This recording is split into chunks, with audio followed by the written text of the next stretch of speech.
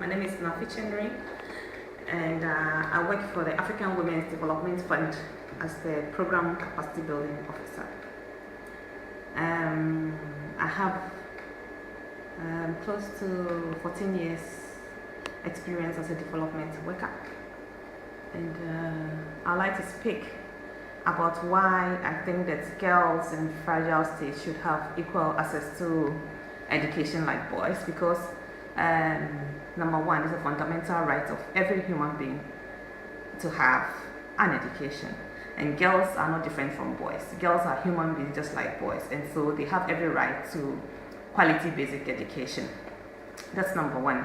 Number two, I also think that in terms of the percentages, girls are less represented or are less in school than boys, and for that matter, every effort must be done by government, policymakers, decision makers, politicians, or whoever has the power to ensure that girls are in school just as boys are in school. Not just in school, but they are in school and they stay in school throughout the program, and not that they go to the basic level and they drop off at certain stages. I also think that girls should be in school because if you're talking about Africa, girls have more responsibilities as a growing girl, and then when they marry to become women, they have more responsibilities, and because they have more responsibilities, they need to be empowered, to take up those responsibilities and be able to take care of themselves and their families. And one way of empowering girls to grow up to be women is to give them an education. And when they have an education, they're able to negotiate for their rights in whatever situation that they find themselves. I think also that in order to ensure that girls have access to education, we should, funding agency, government, policymakers should pump in more resources. We need to fulfill our commitment to the MDG. It shouldn't just be a rhetoric, but our rhetoric, our promises must be backed by actions. We need more resources to ensure that girls are in school. You need to make the curriculum interesting for girls, to stay in school, attractive for girls to be in school. You need to put in so many incentives to keep even teachers in school to educate girls. Now, I think that one of the ways that we can ensure that more girls are more have access to quality basic education in fragile states is that just the fact that there is high insecurity in these states, and it has become obvious that girls are used as victims of conflicts. They are raped, they are abused in whatever form that you can think about. I think that maximum security must be given to girls in school, and one way of doing it is to bring the school closer to the homes of families, so that girls wouldn't have to travel long distances to go to school, because the fact that you have to travel long distances poses as some risk to you, because walking can pose as a risk to you. So when you bring the schools closer to the homes or to the camps or to the communities, then girls are able to go to school. Women, mothers feels free and safe to allow their girls to go to school. Now we need to review the curriculum for education for girls. I'm not just talking about course content, I'm also talking about even classes hours. And because it's a fragile state because of so many reasons. The fragile state, for example, because it's a very poor country that has gone into conflict because of the imbalance in the power structures.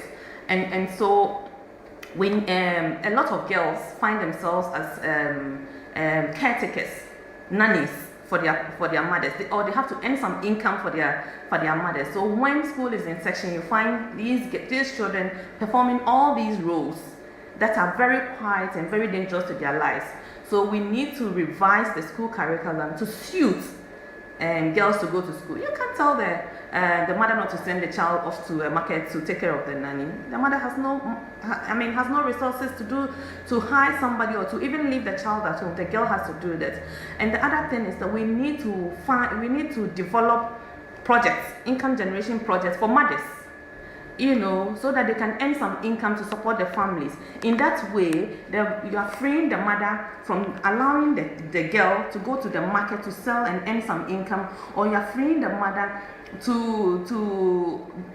from taking the girl to take care of the nanny.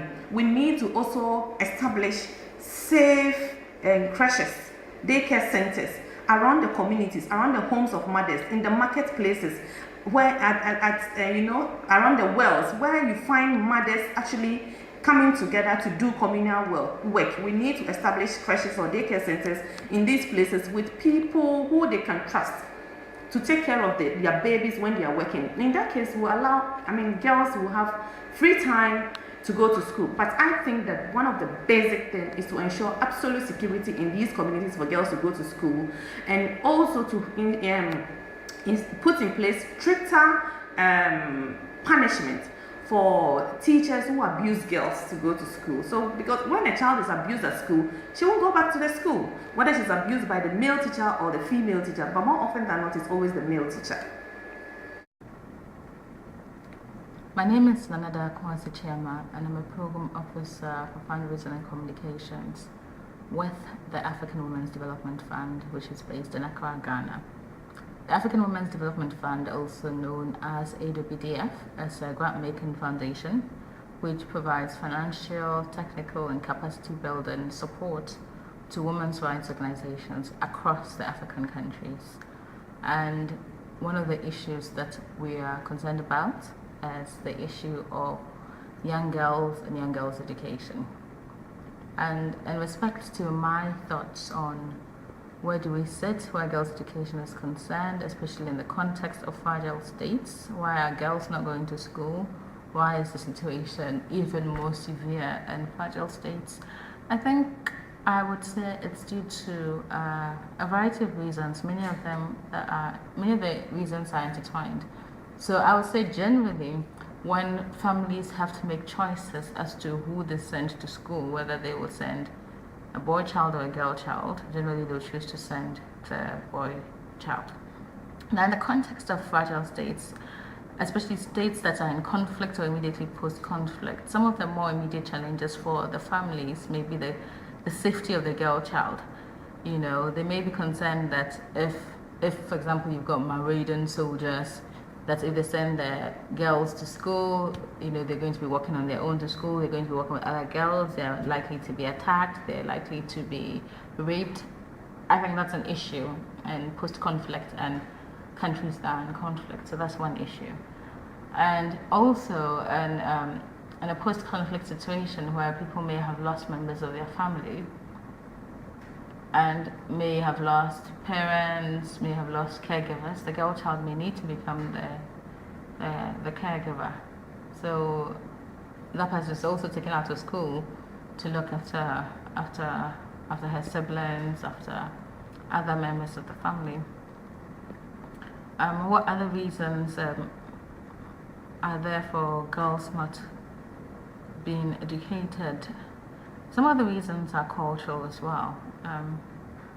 Some of the reasons are simply because girls' education is not seen as a priority. As far as some of the families may be concerned, you know, the main role of the girl is going to be that of a childbearing role, so why do you need to send somebody to school for that? They feel the education needs to happen at home. Sometimes people also want to keep girls within a particular traditional setting, and they're concerned about what kind of ideas they're going to pick up in school. There's a whole range of issues. For some it may be religious. They feel they may not get the education that they want them to get. It's better for them to be at home. It's a variety of reasons, and usually they're all interconnected. But for me, what I think is the key issues, especially in post-conflict and conflict situations, is security, the issue of security. But then the other key thing that we need to look at is what the states themselves are doing about this. Most states have signed up to international agreements that say they would respect the human rights of women and the human rights of girls. International agreements that say they will be concerned about education for all. But a lot of these states, even when they've ratified international conventions, are not keeping to it, and no one holds the states accountable. That's really key. The states need to be held accountable for conventions and agreements they have signed up to? Who holds these states accountable in a way?